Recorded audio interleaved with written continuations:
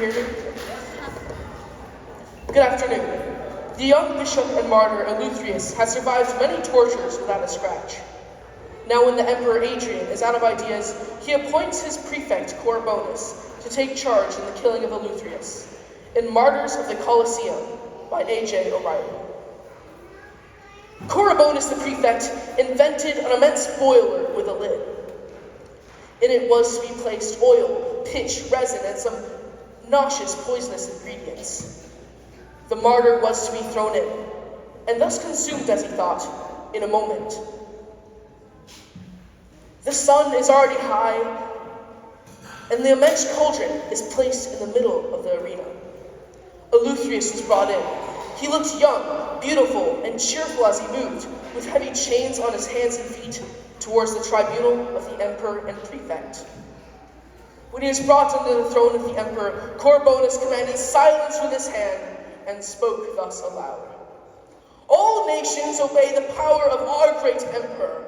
You alone, young man, despise his wishes. Wherefore either obey his orders and worship the gods and goddesses whom he adores, or by Jupiter, you will be cast into the boiling cauldron. Eleutherius, without showing any signs of fear or trouble, quietly answered the prefect in this manner. Corbonus, listen to me. You have your king who made you prefect. I have my king who made me bishop. Now one of these two must conquer. And he who is the conqueror should be adored by you. If your cauldron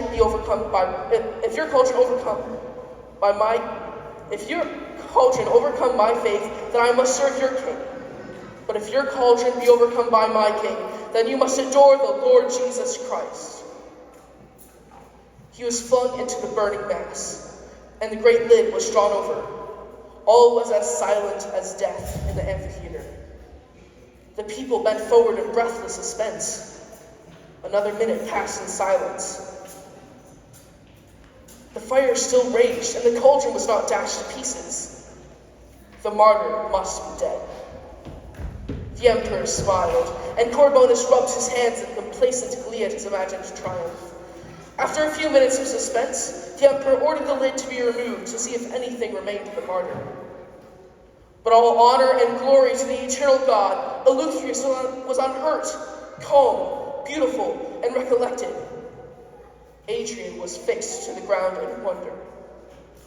But at that moment, the grace of God entered the heart of Corbonus, and rushing towards the emperor, he addressed him with vehemence. O great emperor, let us believe in this God who protects his servants in this manner.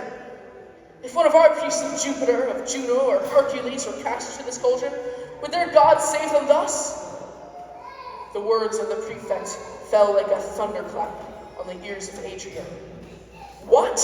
He cried out. Is it you, Corbonus, that dares speak thus? I have made you prefect. I have given you gold and silver, and now you turn against me to take part in this hated Christian.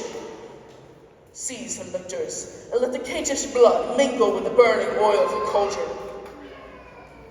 When the lictors had taken Corbonus to the arena, he flung himself on his knees before Eleutherius, and thus addressed him, Man of God, pray for me, I beseech thee, to that God whom today I have confessed to be alone great. Eleutherius shed tears of joy. He thanked God in his heart for the conversion of Corbonus, and prayed to the Almighty to strengthen him to sustain the torments he was about to suffer. The prefect was cast into the very instrument that he had prepared to destroy Eleutherius. The lid was closed over him, and he was left in the terrible instrument. Thank you.